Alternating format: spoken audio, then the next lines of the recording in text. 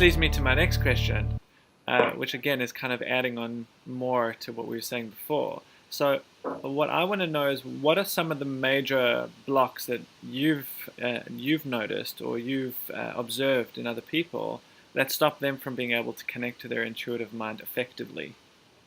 That's a really good question. What's your company name again? Be Who You Want to Be International. That's a great company name. Because I think the biggest block for people, it doesn't matter what age they are, it is they can't be who they are. Right. I'll tell you something. This answer that I'm going to give to you is very simple, but sometimes the mind looks for a more complicated answer. Sure. Because what's simple to do is sometimes simple not to do. But I can tell you, I feel that the greatest advice that's ever given and that ever will be given in this world is something along the lines of this: just be yourself and just do what you love to do. We're continuously giving that advice or hearing that advice. We give that advice to the people we care about, and we receive that advice from the people who care about us. Throughout growing up and different stages of our life, we just keep hearing, honey, you're just going to be, if you just be yourself, you'll be happy. And if you just do what you love to do, you'll be empowered. And I think that one advice is the most given advice, but it's also the advice that is least taken. Right. Because we continuously try to change who we are.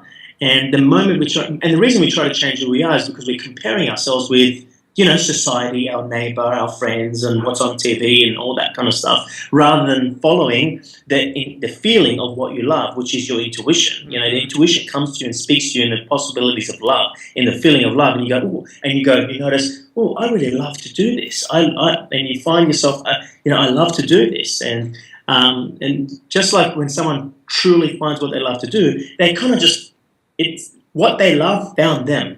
They naturally go. I always ask someone who really loves what they do. They go, okay, how did you end up doing that? They're like, I don't know, I just kind of fell into it. I just kind of found me. That means they have chosen to do what they love to do intuitively. Like they just felt they have this love to do this.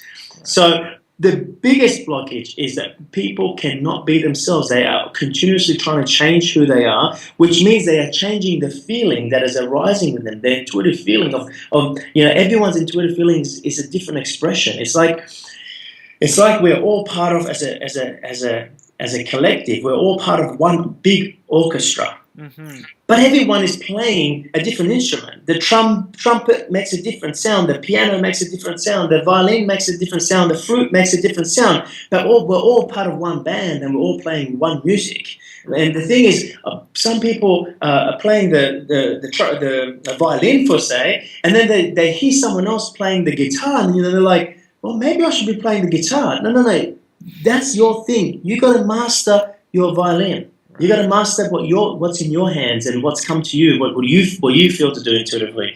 And that's what most people do. They continuously compare themselves with other people's instruments or other people's performance, and they think, well, that's what I should be doing. And then that takes them away from being themselves. And I think that if you ask me what is the greatest accomplishment that I've ever had right now, it is the power of being myself, whether it's in front of a camera, whether it's on stage, off stage. I think that is the most freeing feeling and freeing experience, freeing expression that I've ever felt is just to be yourself, and it's just a very light feeling, and then to go to back that, it is to do what you love to do. Right. Now, one thing I can tell you about intuition: when you feel something intuitively, the intuition doesn't have a reason; it doesn't have an agenda. Love doesn't have an agenda, and neither does your intuition.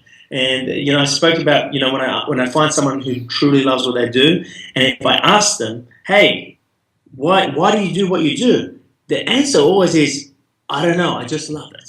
They're saying, I don't know any logical reason. Now, sure, they may be successful, they may be making good money, they might be traveling around the world, or they may be poor and they haven't made it yet. But there's no reason.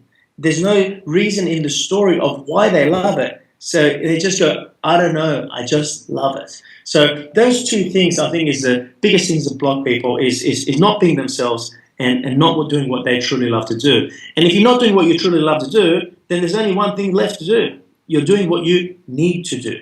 Right. And most people are doing what they need to do to be accepted, to be approved, to find a sense of security. So in other words, the reason and the drive of why they're doing something is a false target. And it makes them show up as a false person rather than as being themselves and being open-hearted and being who they truly are.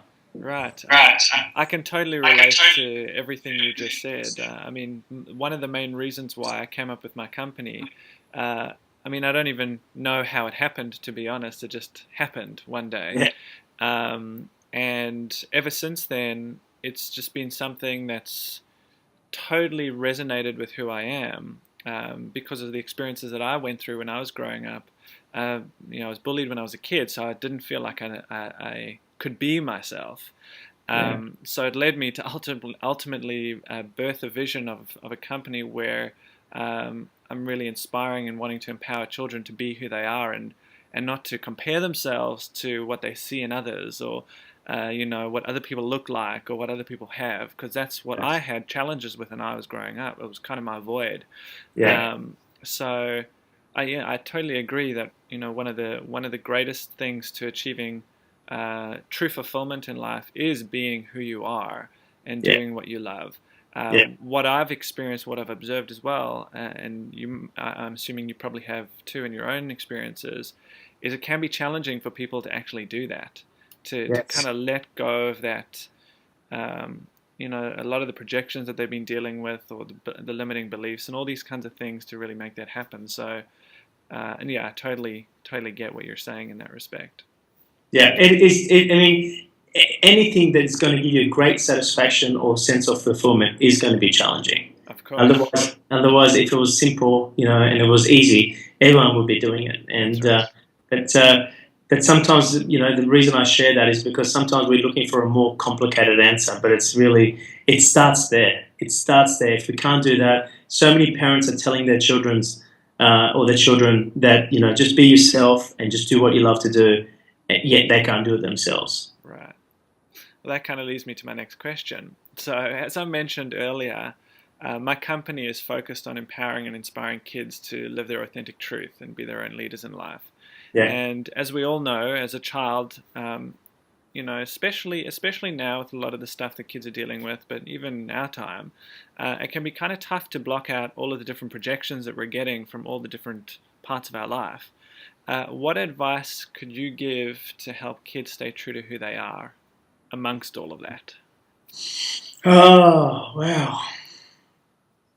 That's a really important question because, there are so many influences, in particular at the time when you're growing up.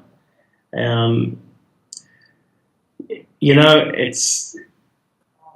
the first thing that just pops in my mind is to never, ever give up on what you feel love for, and whether that is expressing that love or doing what you love, and through our life we will have different influences, and some of them will be supporting, and some of them will be challenging our cause to do what we love to do.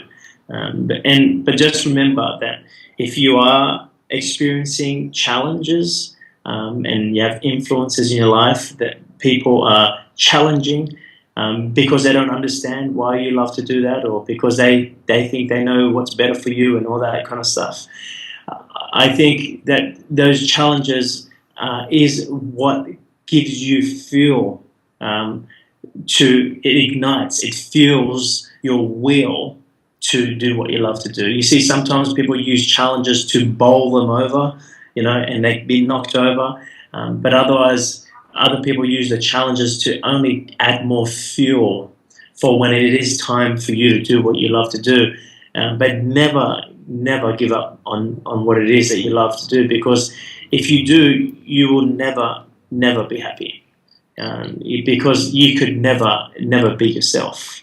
So that feeling that has come to you, for you to express and be who you are, is come for a reason. And I understand that, at that age, at young age, you're going to have so many different influences, and so many people care for you, and so many people think what's good for you. And I think the most supportive thing a parent could do is support their child to be able to bring this feeling that has come to them to help them give birth to that feeling into this world. Because until they do that, they're not free, and they're not happy. And ultimately, what we want for our children is for them to be happy. So and their happiness is going to come from them expressing what they love, not them expressing what we love for them. Mm-hmm. And as hard as that may be for some parents and some people, guardians. So yeah, my suggestion is to never ever give up on that, and use the times where people are challenging and maybe not supporting you and doing what you love. That only becomes fuel. When I fly planes, and before I fly an airplane, I have to fuel the plane. Mm-hmm. Without any fuel, I can't take off. And some of those challenges that you may be experiencing, people challenging you, people not accepting you, those are the things that fuel you to do the things that you're doing. Just like yourself, Greg, you said you were bullied. Those are challenging times, and Sure. those things have fueled you right now to help so many other people. Correct. And so, everything happens for a reason, and we just got to, how you deal with what happens is another thing, but just understand to never give up on that feeling. Great, thank you for that advice. And finally, my last question, which you kind of touched on a little bit, if you could offer one piece of wisdom or advice that could help parents or even teachers to empower kids, what would that be? What's the one gold nugget that you've got? Well, I look at how I was raised, in particular, from a teenager, and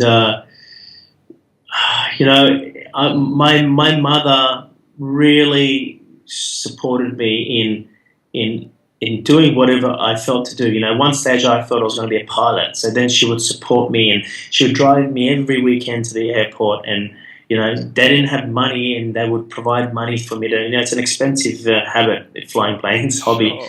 And so they whatever it is that I love to do, that they would support me in doing that. And then I got to a point where I decided that I didn't want to be a pilot. I just do it as a hobby, which is what I do today. I fly as a hobby, and I love flying, but I didn't want to become a pilot for work. Right. So I never even went to university. But my parents, and my mum in particular, but both parents were very supportive in whatever I had to experience, and they were there for me to be able to follow what I felt to do, and that gave me a lot of confidence in life because I chose what to do, not my parents, and they supported me. Some of the decisions I made was not good decisions. By the age of 22, I was on the verge of bankruptcy. I went to business straight out of high school. I didn't go to university, as I mentioned. And but they were there for me. They were there for me in the failures. They were there for me when I was down. They were there for me when I went back up. I think that is the most difficult thing. The most difficult thing to do when you're raising a child and I think that is what requires more courage, is to actually allow your child to choose their path, and to support them in the decisions that are not so good, and to support them in the decisions that are good. But either way, you're still there. So I'm just looking back at how I was raised, because I'm not a parent yet, and I think that's been the biggest thing that's given me the greatest amount of confidence, and the confidence that I have today is because I know that I chose the path, and I chose my mistakes, and I chose. And if I succeeded, it wasn't because of my parents. If I failed, it wasn't because of my parents. It was all because of me. Mm-hmm. And that gave me, and continues to give me more confidence than anything else, and all the other experiences. So, I think the best thing to do is to know that the child will feel what they want to do. It will come to them. Just like I say, love finds you. Well, a love for something will find them. And if it hasn't yet, then you support them in the place of, well, it hasn't come yet. Right. And that's easier said than done kind of thing. So I know that's going to be very difficult, but it's going to take more courage to support them to be where they're at than it does than trying to change, who they are. Right. Well, thank you. I mean, that is definitely great wisdom, because there's so much truth in that, and a lot of parents struggle with embracing their kids as they are and allowing them to kind of make those mistakes and allow them to make their own choices and to kind of just throw them into the real world and go, okay, you know, we're here for you, Yeah. but we want you to go and do what's most meaningful to you. It's challenging for a lot of parents to do that because a lot of parents feel this need, probably based on their own experiences and their own history, to almost to protect their kids from the failures that maybe they went through or the challenges that they experienced in life. And It goes two ways, Greg. You know, sometimes it's to to help them not go through the failures that they've gone through, but sometimes the parent is wanting their children to succeed what they didn't succeed in. Correct. And really, that's something that you loved and you failed in, and you got to address that you failed in that, and then try to pass it on to your child. Let them find what's true for them. Correct. Cool. Well, Yeah. thank you very much for sharing your wisdom, You're welcome. experience, and highly intuitive insights with me today. They've been very invaluable, and I'm certain that what you've spoken about can have and will have a greater impact on empowering and inspiring young kids, and also helping the parents and teachers that may be watching this. For this, to be honest, I'm truly grateful, and I look forward to potentially sharing more of your work with the Be Who You Want to Be community in the future. Thanks, Greg. Thanks for having me on. It's a great pleasure. You're more than welcome. Thank you. Good on you.